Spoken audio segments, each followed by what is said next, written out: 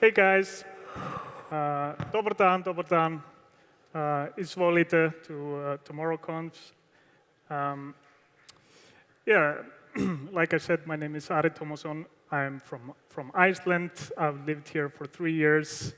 Ja sam stranac, izvinite, my Serbian is not so great still, but I'm learning. So, hvala puno, hvala puno.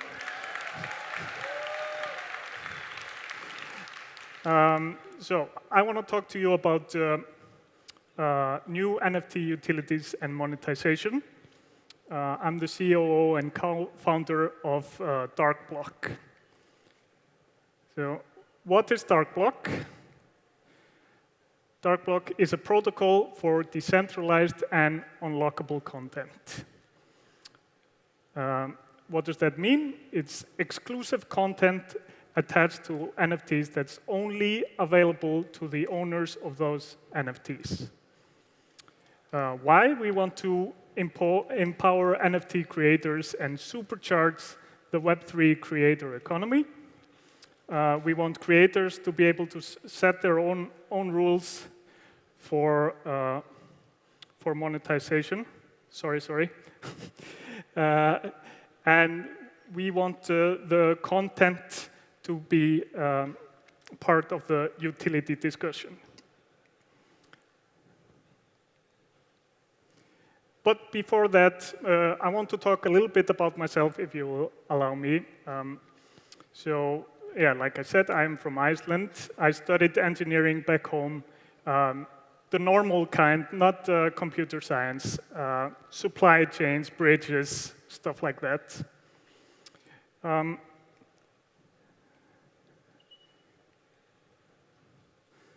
Sorry. Okay. Now, I don't know if you know this, but back in 2004, 2005, Iceland was somewhat of an economic miracle. The banks got huge. They were basically bigger than the whole Iceland economy. So at the time, we ascribed this success to Iceland's Viking heritage.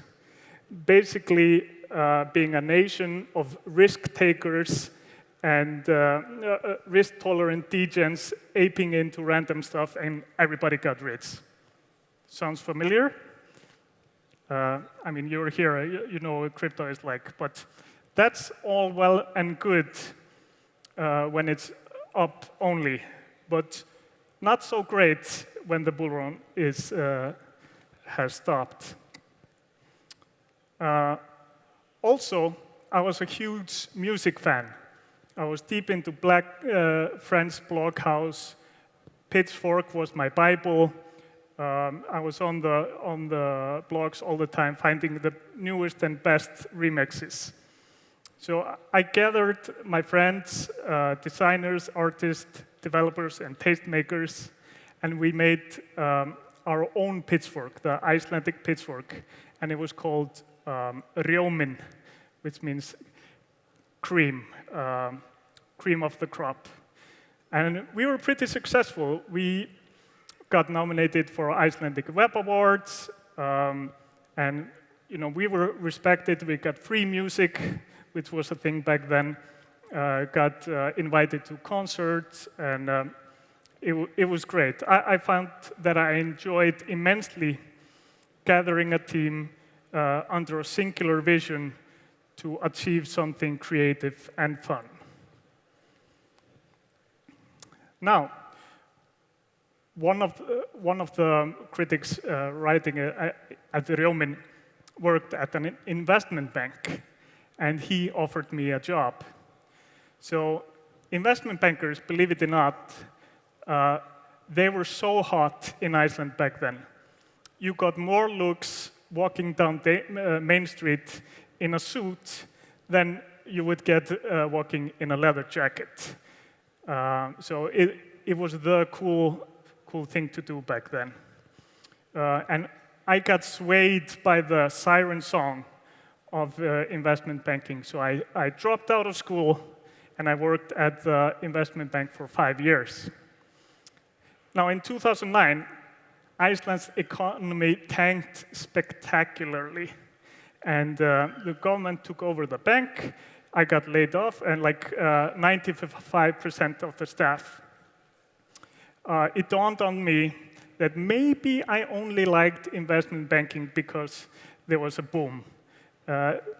During a recession, banking, for me, not so much fun. So it was a time for some soul-searching.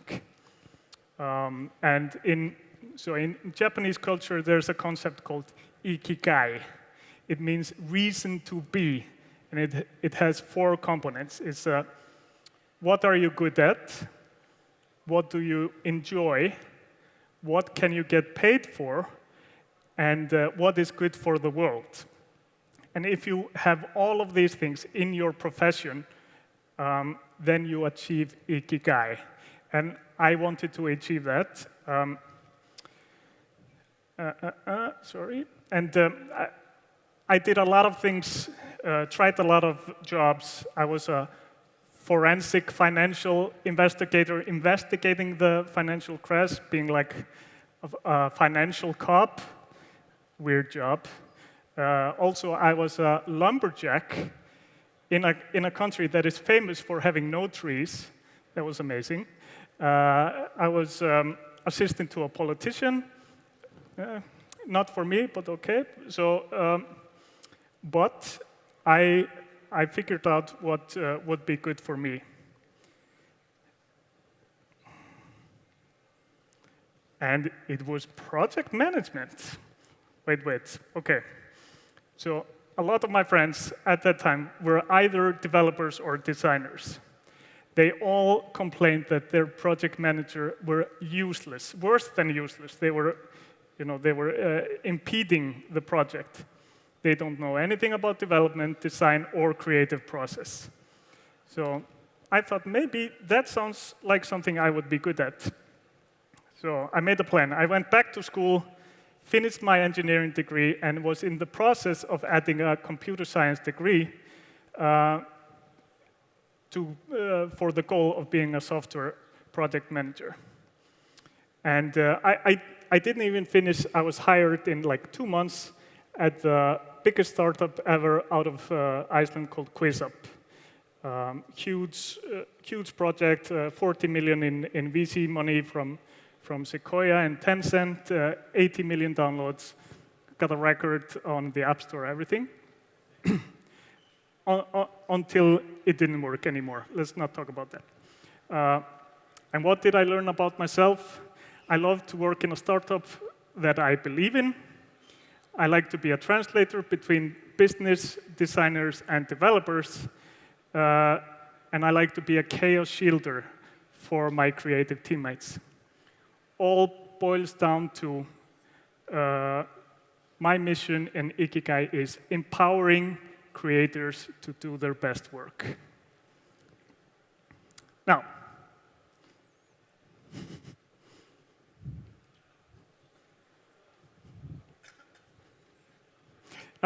this has been a very roundabout way to get to DarkBlock. But basically, it rhymes a lot with what the vision of DarkBlock team has for the future and how we aim to achieve it. So, we believe in this. All digital content will be NFTs. It may sound silly now, but NFTs are a superior form of content expression for digital creators. It has royalties. So let's say if you're a successful artist, but when you're starting out, you're never successful, right? So you make your first art, and then later on, you get very hot, very popular, and the pieces that you made in the beginning, you will receive a percentage of that forever. And that is a very powerful thing and should be available to artists. It has a ledger which shows the price history and the ownership history, and it is collectibles. So when you publish your art, it becomes available for all collectors all over the world. This is a very powerful value proposition. So how we want to do this, we want to empower creators and supercharge the Web3 creator economy, give creators and builders easy-to-use tools to set their own rules for monetization and access, and make content utility. Like now in the NFT market, content does not matter at all. And the utility is a buzzword that gets thrown about a lot. Like Bored Apes, the most successful NFT project of all time, they basically invented utility in connection to NFTs.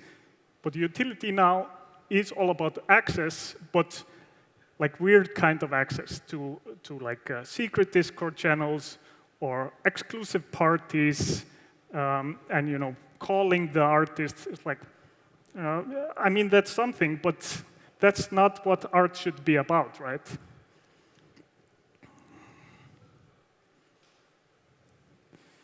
Yeah, this is, as again, a protocol for decentralized unlockable content. So let's get a little bit technical here. How does it work? Creators upload the content onto the DarkBlock protocol. It gets encrypted, uploaded to Arweave for safe storage for all time.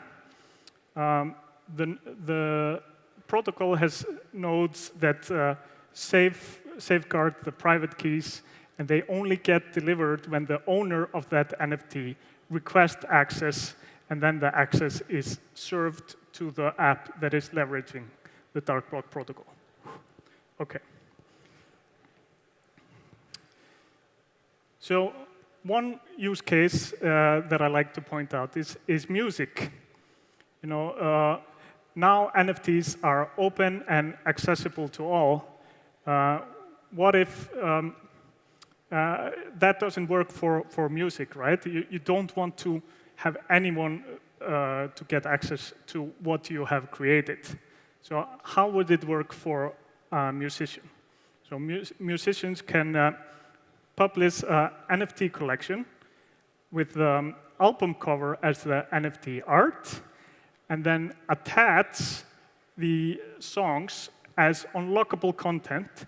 So the fans have to buy the NFT, verify that they're the owner to be able to play it. Musicians can also add bonus content such as concert recordings, tickets, merch, greetings to their fans, whatever. So it fosters a deeper bond between artist and collector. Now,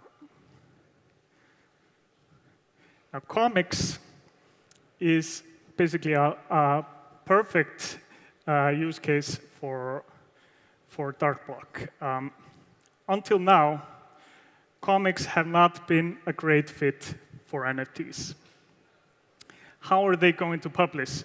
Let's say I'm a comic book creator, I publish it on OpenSea, then anyone can go to OpenSea and read the whole comic without buying it. No, you have to see that doesn't make any sense. There has been some experimentation going on with comic NFTs, but usually they revolve around collectibles.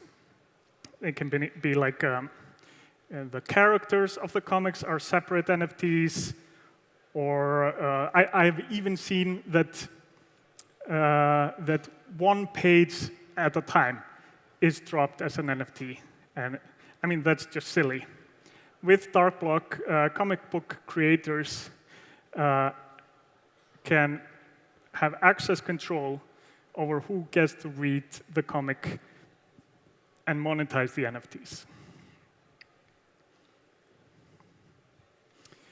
So, very interesting use case is online instructors. So, DarkBlock can basically turn any NFT into a membership pass for content. Let's take a hypothetical example. A talented yoga instructor wants to monetize her skill better. She can launch the initial collection of 2,000 NFTs for, let's say, $400. And that NFT is a lifetime membership pass of her classes. So $400 for a lifetime pass sounds like a good deal to me. But also $800,000 for 2,000 NFTs is a very good starting point for a new yoga online studio, basically turning it into a Kickstarter, decentralized Kickstarter. Then she can drop annually a membership pass that's only for a year, and then continue with that. But also, those membership passes accrue videos over time, and they are attached to those NFTs forever. So that means that let's say I buy one annual pass, and I have, let's say, 50 classes on it, I can sell that NFT. And basically making money on the deal. And that sounds like a win-win in all forms.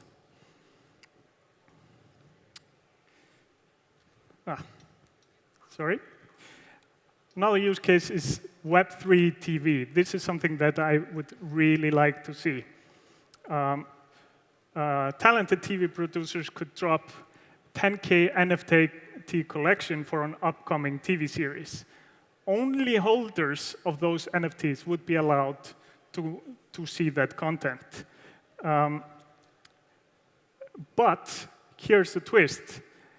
The NFT collectors would need to stake the NFT or lock it for an X amount of time to be able to receive the episode. So you stake an NFT for a week, you get one episode. Stake it for another week, you get a second episode.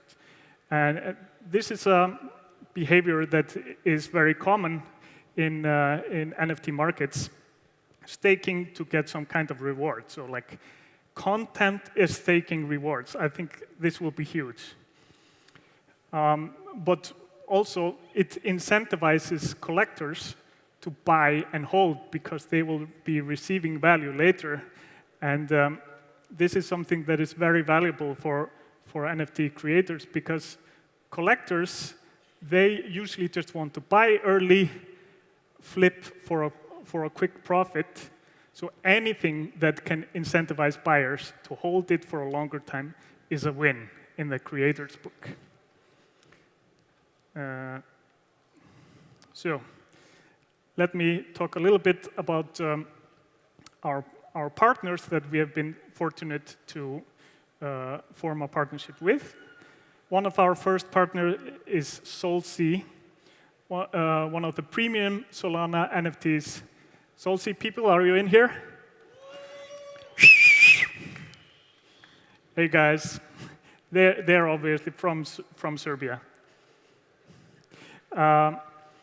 So SolC is using the DarkBlock protocol for unlockable content site-wide to ensure a much smoother user experience for unlockable content than on any other platform. We are super excited to see what ideas and use cases Solana users will bring to the table because this is so open, they can come out with some very cool stuff that we haven't even thought about. I'm very excited about that. Feature will be launched on SolC very, very soon. Stay tuned.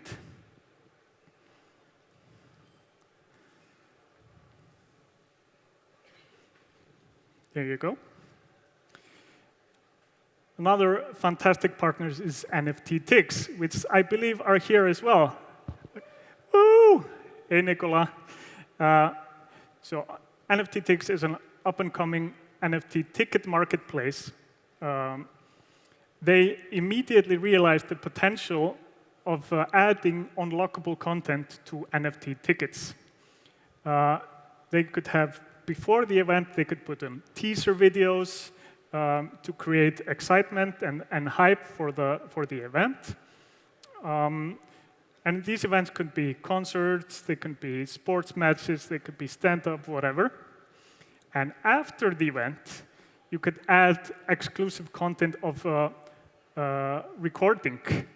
Have like a DJ set that will be attached to that NFT forever, which is great for the fan. But what is also genius about that, it turns tickets back into being a collectible and memorabilia. Like right now, tickets are just PDFs with QR codes. It's nothing special about it. You receive it in an email and you throw it in the bin on your computer. But one of my prized possessions is a ticket to Fuji's that I went to when I was 13 years old, and I still have that ticket, and it gives me great pleasure and nostalgia when I visited. And this feeling is just gone, but it should be, and we should bring that back. Thank you, NFT Tix. So, what is next? Until now, I've been talking about like unlockable content that's only attached to one NFT, like one NFT unlockable content.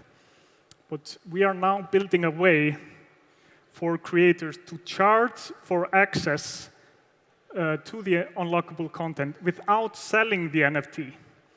And we think this will be a breakthrough. This way, content providers can really manage access to their content, but also this brings a way for the fans to buy those. Okay, let's take an example. Back the musician example.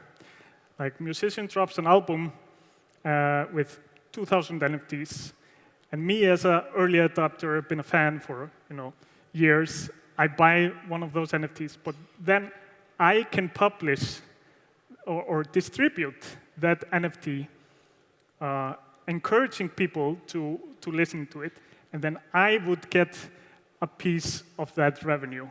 So turning all fans into publishers. And I want to go back, when I was doing that music website, I was every day on the blogs trying to find the newest and coolest remixes. I enjoyed it, but a part of it was to be cool, to send to my friends like, hey, check this out. Then I would get credit, like, I would have good taste. But imagine if I would be doing it not only to be cool, but also to receive a part of that revenue. And I think, so we've been talking a lot about Web3 creator economy, but maybe that's a misnomer. We should be talking about the Web3 community economy, because the beauty with Web3 is you can incentivize your fans and make sure they get a part of the upside. Make sure that it's not a one-way street between artists and fans only have to pay for the privilege of listening to the music, but also they can get the benefit itself themselves. And so with that, influencers and tastemakers and curators could be a real job that people trust your taste, and you would get paid for that. And that basically creates, let's say, a good pyramid scheme or distribution network, whatever you want to call it. Yeah, and a lot of other cool stuff. And yeah, that's basically it for me. Thank you so much. It's been a pleasure. I'm so honored to be here. I love you, Belgrade.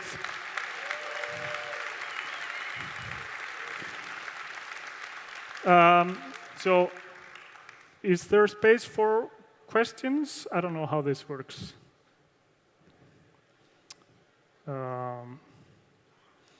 If you shout really loud, maybe? Okay. No? You can speak into the microphone. It's almost like you're kissing. I don't like that. Okay, okay. Tell me the question and I will say it back. Well, I'm thinking about utilities. Yes. My question is about possible utility of NFTs in respects to intellectual service providers as lawyers and accountants. So they could issue an NFT with a utility, perhaps, I don't know, 5 hours or 10 hours of legal service a month or something like that. Do you think there is is it a good idea or something like that? Is it possible in the NFT world? Thank you. Thank you, sir. No, definitely. I think it will 100% happen, especially with with healthcare information. I would love that my healthcare information was an NFT, and everything about my healthcare history was attached to that, but it would need to be locked, right? Otherwise, it could be stolen or whatever, and that's not good for me. But, if I could have my healthcare information as an NFT, and I could just bring it with me in my wallet to, wherever I would travel, and I would just give them access to it in a decentralized manner. But yeah, listen, that's a very good point. Like I said, NFTs right now, they are so open and accessible and on the blockchain, which is great for a lot of use cases. And it's been amazing what's been happening thus far. But one of the reasons why we wanted to do access control, because open and accessible does not work at all for all use cases. So to be able to enable these kind of use cases, there needs to be access control as well. But you were talking about accounting and law. Probably.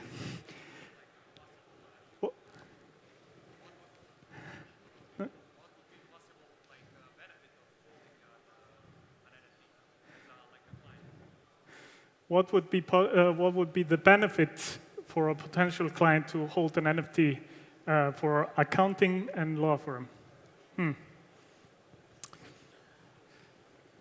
Probably some. I can't think of anything right now. But listen, some kind of access control. I mean, listen, we were talking to one project that wanted to real estate as NFTs. And the idea there was to put the deed or the ownership contract of that NFT into unlockable content because, at least in America, if you are the holder of that deed, you are the owner. So until now, this is only possible on paper, right? We would really want to be able to make that happen, but in these things there's a lot of regulatory barriers, so it will happen, but a little bit down the line. Thank you. Any other questions?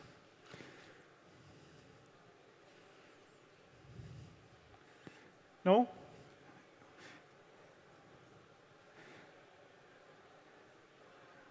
I don't understand. Hello. Yeah, I know.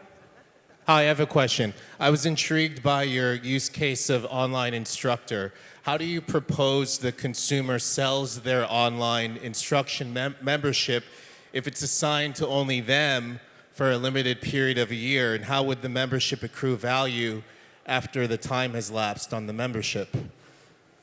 Yeah, so for an annual pass, you would buy that, pass for 2022. And the instructor uploads video that goes to everyone that has that NFT, like the whole class of that membership pass. But with DarkBlock, the videos are attached to that NFT forever. They can't be deleted, not even the instructor can delete them. So let's say you have one class a week for a year, and then that NFT has 52 classes attached to it, and there's no way to remove it. So me, as the holder of that NFT, I have these 52 videos that I can sell on Solsea or on a secondary market. Does that answer your question?